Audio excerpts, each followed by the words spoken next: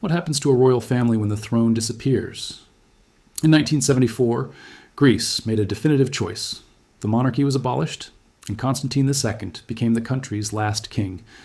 But the end of the crown did not mean the end of the family. His descendants continued living across Europe and the United States, connected to some of the continent's most historic dynasties, while adapting to an entirely different world. Their story is not simply about palaces, wealth, or royal titles. It is also about exile, political change, identity, citizenship, and the difficult transition from ruling a country to becoming part of its history. For decades, members of the former Greek royal family faced legal disputes, public criticism, and questions about whether their old titles still had any meaning in a modern republic. In this documentary, we will examine what happened to the children and grandchildren of Constantine II, where their lives took them, and how they relate to Greece today. We will separate historical fact from royal mythology and explore how one of Europe's former ruling families survived after losing its throne. If you appreciate carefully researched historical documentaries, subscribe to the channel and join us as we uncover the story of the descendants of the last king of Greece. Constantine II was the last king of Greece, ruling from 1964 until the monarchy was abolished. Born on June 6, 1940, in Athens, he was the only son of Crown Prince Paul and Princess Frederica. His position was important from birth because Greece still followed a hereditary monarchy, and the arrival of a male heir secured the direct line of succession. His childhood was shaped by political instability and war. During the Second World War, the Greek royal family left the country and spent time in Egypt and South Africa. Constantine therefore experienced exile at an early age, long before he understood the political consequences of losing a throne. The family eventually returned to Greece after the war, when the country was still dealing with deep divisions and destruction. In 1947, Constantine's father became King Paul after the death of George II. Constantine then became crown prince, and his education was increasingly directed toward preparing him for public responsibilities. He studied languages, military subjects, and constitutional duties, while also developing a strong interest in sailing. This interest later became one of the most important achievements of his public life. In 1960, Constantine won a gold medal in sailing at the Olympic Games in Rome. The victory gave him considerable popularity and presented him as a modern athletic figure rather than simply a traditional heir. For many Greeks, the young prince represented a possible new beginning after years of political tension and social division. Constantine became king in March 1964, following the death of his father. He was only 23 years old, and his accession came during a period of hope. Greece had recently experienced a change in government, and many people expected the young monarch to work with elected leaders while remaining above political disputes. However, the relationship between the palace and the political class quickly became difficult. Constantine's disagreements with Prime Minister Georgios Papandreou created a constitutional and political crisis in 1965. Although the king acted within the framework that existed at the time, many critics believed that the monarchy had become too involved in political decisions. This damaged public confidence in the institution. The crisis deepened after the military coup of April 1967. Constantine initially swore in the new government under pressure from the circumstances, but he later attempted a counter-coup against the military regime. The attempt failed, and the king left Greece with his family. From that moment onward, he remained outside the country while the military government continued to rule. Constantine never returned to the throne. After the restoration of democracy in 1974, Greek voters rejected the monarchy in a referendum and established the republic permanently. His historical importance, therefore, goes beyond the question of whether he was a successful or unsuccessful king. Constantine II represents the final stage of a political system that had been part of modern Greek history for more than a century, and his descendants would spend the rest of their lives trying to define what remained after the crown was gone. The political crisis that weakened the Greek monarchy did not begin with a single event. During the 1960s, Greece was still recovering from civil conflict, economic difficulties, and intense ideological divisions. Royalists, conservatives, liberals, and left-wing groups often viewed one another with suspicion, while the monarchy remained closely connected to the country's political establishment. When Constantine II became king in 1964, many Greeks hoped that his youth would bring stability. The election of Georgios Papandreou and the rise of the Center Union created expectations of cooperation between the government and the palace. At first, the relationship appeared promising, but disagreements soon developed over the role of the military and the king's constitutional powers. The most serious conflict involved control over the armed forces. Papandreou wanted greater authority over military appointments, while Constantine and members of the palace feared that some officers might have political loyalties connected to the left. These concerns reflected the atmosphere of the Cold War, but they also revealed how fragile Greece's democratic institutions remained. In 1965, Constantine refused to accept Papandreou's proposal to take direct control of the Ministry of Defense. Papandreou resigned, and the king appointed a series of governments led by politicians who had broken away from the Center Union. Although these governments operated through parliamentary procedures, many citizens believed that the palace had interfered too directly in politics. The episode became known as the apostasy, or the July events, and it produced large demonstrations in Athens. Protesters accused the monarchy of undermining the elected government, while supporters of the king argued that Constantine had been protecting the constitution and national security. The disagreement was not merely personal, it exposed a fundamental dispute about who should control the state. The political deadlock also encouraged the belief that Greece was becoming ungovernable. Elections were repeatedly discussed but never successfully used to resolve the crisis. Instead, political parties became more divided, public trust declined, and the military gained greater influence behind the scenes. On April 21, 1967, a group of army officers seized power in a coup. Constantine swore in a new government because he believed that refusing immediately could lead to greater violence or a completely uncontrolled military takeover. However, this decision later became one of the most controversial moments of his reign, since it gave the junta a constitutional appearance. In December 1967, Constantine attempted to remove the military government through a counter-coup. The effort failed, forcing him and his family into exile. The monarchy continued to exist formally for several more years, but its political credibility had been severely damaged. By the time democracy returned in 1974, many Greeks no longer saw the crown as a source of stability, and the referendum that abolished the monarchy reflected the consequences of that long political crisis. The abolition of the Greek monarchy was not decided immediately after Constantine II left the country. For several years, Greece remained under military rule, and the question of the king's future was connected to the wider struggle over democracy. The monarchy continued to exist formally, but Constantine had no practical control over the country. In 1973, the military government officially abolished the monarchy and declared Greece a republic. This decision was made by the regime itself, not through a free democratic process. A referendum held under the dictatorship approved the change, but its legitimacy was widely questioned because political opposition was suppressed and public debate was severely restricted. The situation changed dramatically in 1974. After the collapse of the military junta, Greece entered a period known as the Metapolitefsi, or political transition. Konstantinos Karamanlis returned from exile and formed a civilian government committed to restoring democratic institutions. The future of the monarchy became one of the most important questions facing the newly restored political system. Rather than allowing the monarchy to return automatically, the government organized a new referendum. This time, the vote took place in a democratic environment, with political parties able to campaign and citizens able to express their views more freely. Constantine II was not permitted to return to Greece to campaign personally, but he addressed the public through a televised message. On December 8, 1974, Greek voters rejected the restoration of the monarchy. Approximately two-thirds of those who voted supported the republic, while a smaller minority favored the king's return. The result confirmed that the political future of Greece would be based on a parliamentary republic rather than hereditary rule. The referendum reflected more than dissatisfaction with Constantine personally. Many voters associated the monarchy with political intervention, military influence, national division, and the instability of the previous decade. For them, abolishing the crown represented a clear break with a past in which unelected institutions had played a powerful role in government. After the referendum, Constantine II accepted the result and did not attempt to organize a movement to restore the monarchy. He continued to identify himself historically as the former king, but the Greek state no longer recognized him as a reigning monarch. His family's connection to Greece became cultural and historical rather than constitutional. The 1974 referendum therefore created the political reality that still exists today. Greece became a stable republic, while the former royal family adapted to life outside the country. The end of the monarchy also transformed the meaning of royal descent. Future generations could inherit a famous family history, but they could not inherit the Greek throne. After the failed counter-coup in December 1967, Constantine II left Greece with Queen Anne-Marie and their children. The departure marked the beginning of a long period of exile. Although the monarchy formally continued to exist for several years, the former king had no practical authority and could not safely return to the country. The family first spent time in Rome, where Constantine remained connected to other European royal households. His marriage to Anne-Marie, a member of the Danish royal family, provided important personal and social connections during this difficult period. These relationships helped the family maintain stability while living outside Greece. Exile changed the meaning of royal life. Constantine was still treated with respect in certain international circles, but he no longer possessed a court, a government, or an official residence in Greece. His family had to organize its life through private resources, family connections, and occasional public appearances. The former king later settled for many years in London.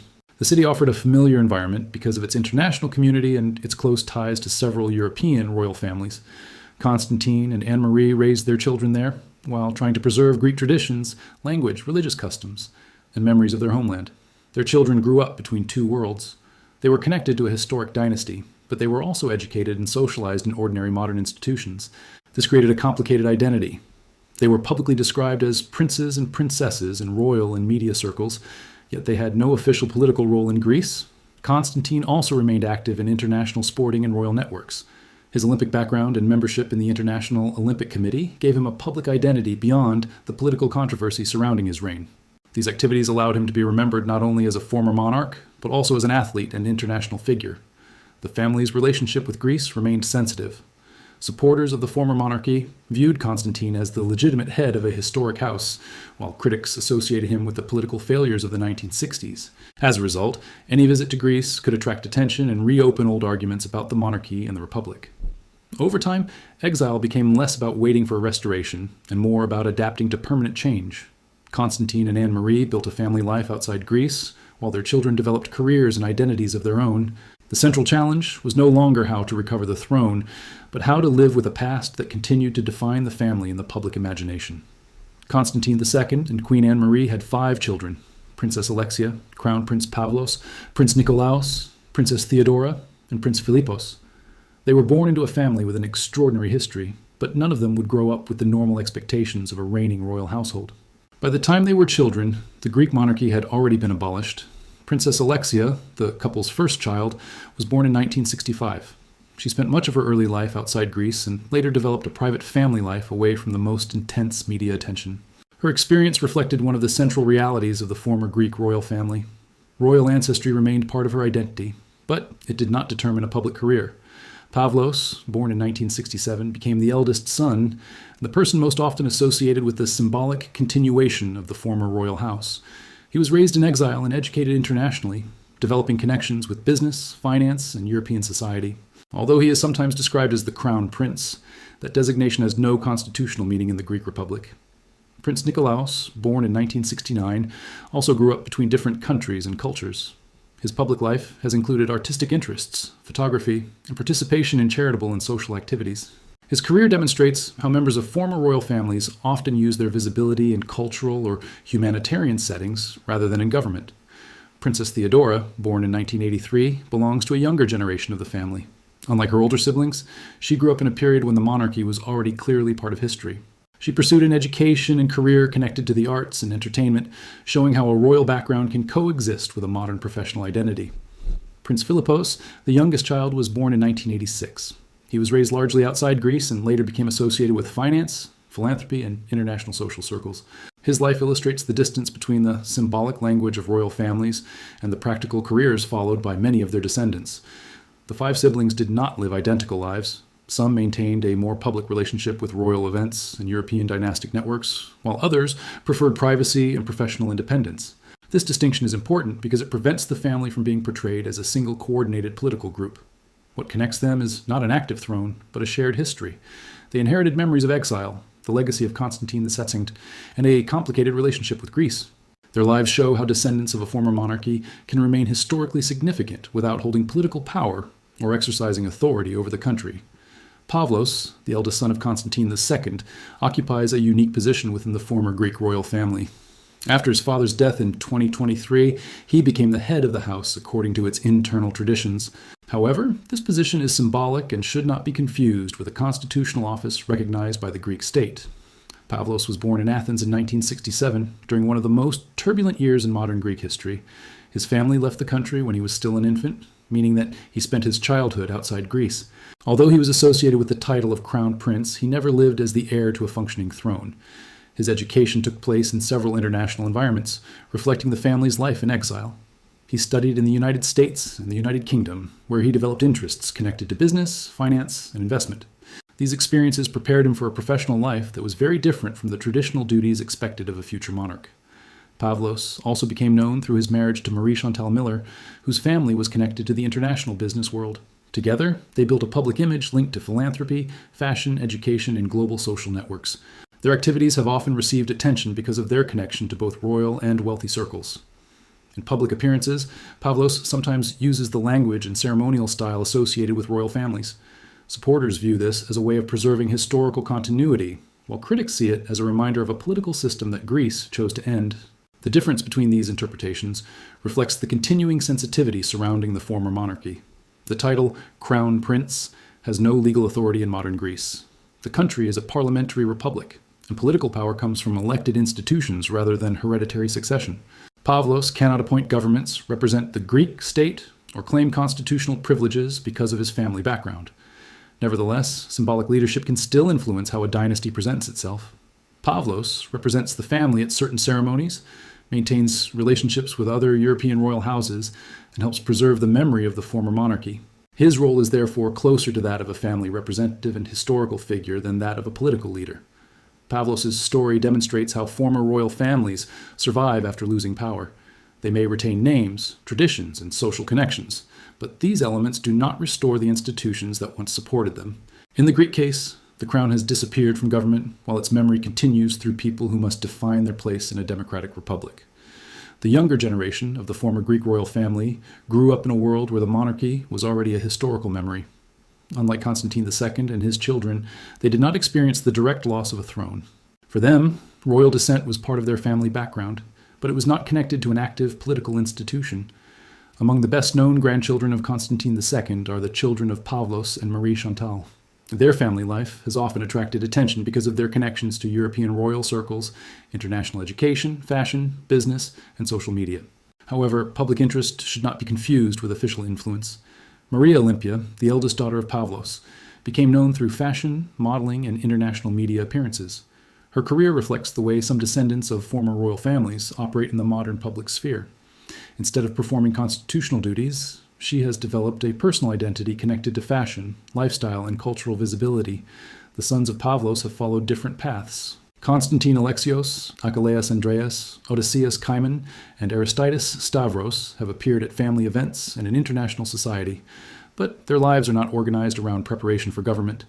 Their education and professional choices belong to the private and global world of the 21st century. Other grandchildren have remained less visible. Some have chosen education, family life, or professional careers away from the media. This is an important part of the story because the former Greek royal family is not made up only of public personalities. Like many large families, it contains members who prefer attention and others who value privacy. Their international lifestyle is partly a consequence of exile. The younger generation has connections to Greece, Denmark, Britain, the United States, and other European countries. This gives them a broad cultural identity, but it also means that their relationship with Greece is often based on family history rather than everyday national experience. The use of social media has changed how former royal descendants present themselves. In earlier generations, newspapers and official ceremonies controlled much of their public image. Today, family members can communicate directly with audiences, showing personal interests, travel, celebrations, and professional projects without relying entirely on traditional royal institutions. The younger generation therefore represents the transformation of royal identity in modern society. They may inherit historical names and social connections, but they must build their own careers and reputations. Their lives show that after a monarchy disappears, royal descent can remain culturally valuable while becoming increasingly personal, international, and disconnected from political power.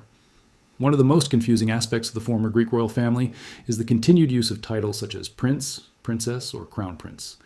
To understand this issue, it is necessary to distinguish between historical tradition, social usage, and legal recognition. These three categories are often treated as if they were the same, but they are not. When the Greek monarchy was abolished, members of the family lost their official political status within Greece. The country became a republic, and the Greek state no longer recognized royal titles as constitutional positions. This means that no member of the former dynasty can exercise authority simply because of their descent from a former king. However, royal titles continue to appear in international society and in media coverage. European royal families have traditionally maintained forms of address connected to ancestry, even after political changes. In this context, titles can function as identifiers that explain a person's family background rather than as evidence of legal power. The distinction became especially important because the former Greek dynasty is connected to the Danish royal house. Male-line descendants of King Christian IX of Denmark have historically been associated with the titles of Prince or Princess of Denmark. These traditions were passed through several European dynasties, creating a complicated network of names and titles. In Greece, however, the legal situation is different. The Republic does not grant official royal status to the descendants of Constantine II. Expressions such as Prince of Greece or Crown Prince of Greece may be used in historical, genealogical, or social contexts, but they do not represent positions recognized by the Greek constitution. The use of these titles remains controversial because they carry political and emotional meaning. Supporters may see them as part of a family's historical identity, while critics believe that they suggest an authority that the Greek people rejected through the 1974 referendum.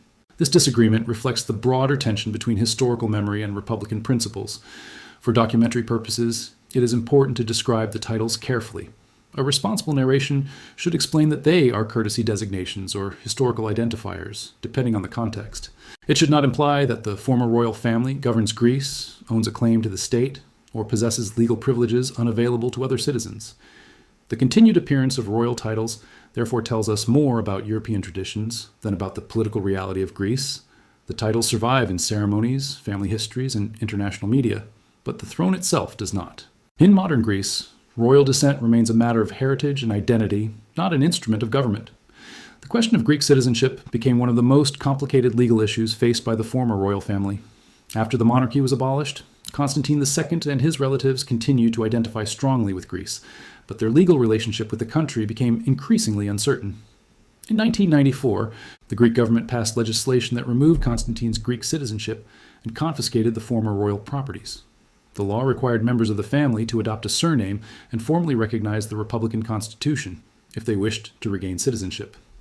Constantine objected, arguing that the Greek royal family traditionally did not use a conventional surname.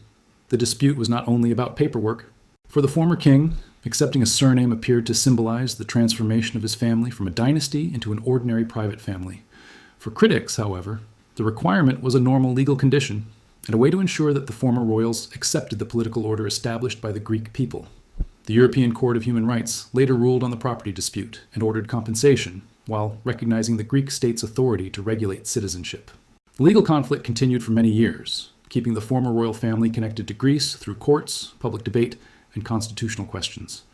The situation changed in December 2024 when 10 members of the former royal family obtained Greek citizenship again. They included the 5 children of Constantine II and several of his grandchildren. To complete the process, they adopted the surname de Grèce, meaning of Greece in French. As part of the procedure, this family declared respect for the Greek constitution, recognized the parliamentary republic, and renounced claims connected to former political offices or royal titles. This declaration was significant because it showed that citizenship was being restored within the framework of the modern Greek state, not as a step toward restoring the monarchy. The decision nevertheless produced political controversy. Some critics argued that the process was too favorable compared with the difficulties faced by ordinary immigrants seeking citizenship. Others viewed it as the closing of a long-standing legal dispute and a way to resolve an unusual historical situation. The restoration of citizenship did not restore the monarchy. It simply gave several descendants the legal status of Greek citizens while confirming that Greece remains a republic. The episode illustrates how questions of identity, nationality, and historical memory can remain unresolved for decades after a political system has disappeared. Today, the former Greek royal family has no official political role in Greece. The monarchy was abolished through a democratic referendum, and the country's constitutional system is based on an elected parliament and a president. The descendants of Constantine II cannot inherit the Greek throne because the institution itself no longer exists. What they do possess is a powerful historical identity. Their family is connected to the modern history of Greece, Denmark, Britain, Spain, Russia, and several other European monarchies. This network gives them international visibility, but it does not provide them with governmental authority. Some members have built careers in business, finance, fashion, art, philanthropy, and media. Others have chosen private lives away from public attention. Their different paths show that the end of a dynasty does not produce one single outcome. Each descendant must decide how much of the family history to preserve and how much to leave behind. Their public image is also shaped by contrast. Supporters remember traditions, Olympic achievements, family connections, and charitable work. Critics remember political instability, exile, and the monarchy's involvement in the crisis that preceded military rule. Both interpretations remain part of the historical debate. The former royal family's connection with Greece has also changed over time. For older generations, Greece was the country they ruled or were forced to leave. For younger descendants, it is often a place of ancestry, family ceremonies, and cultural memory. This difference explains why their relationship with the country can be meaningful without being politically active. The restoration of citizenship in 2024 created a new chapter, but it did not erase the past. The family regained a legal connection to Greece while formally accepting the Republic. In this sense, the agreement represented accommodation rather than restoration.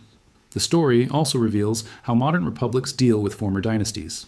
They must balance historical memory, equal citizenship, legal principles, and public sensitivity. Greece's experience demonstrates that the end of a monarchy may be politically decisive, but its social and emotional consequences can last for generations. The descendants of Constantine II therefore live between history and modernity. They are not rulers waiting for a throne, but members of a family whose name still attracts attention. Their future will depend less on royal inheritance, and more on their individual choices, professional achievements, and relationship with a country that has chosen to remain a republic. The descendants of the last king of Greece did not disappear after the monarchy ended. They adapted to exile, built careers across different countries, maintained connections with other European royal families, and gradually created lives separate from the institution that once defined their identity. Their story is not a secret restoration of the Greek monarchy. It is the story of a former ruling family learning to exist without political power. The titles may survive in historical and social contexts, but the crown no longer governs Greece. The history of Constantine II and his descendants reminds us that political systems can disappear quickly, while family memory and public debate continue for decades. If you enjoyed this historical documentary, subscribe to the channel for more carefully researched stories about royal families, lost dynasties, and the forces that shaped modern Europe.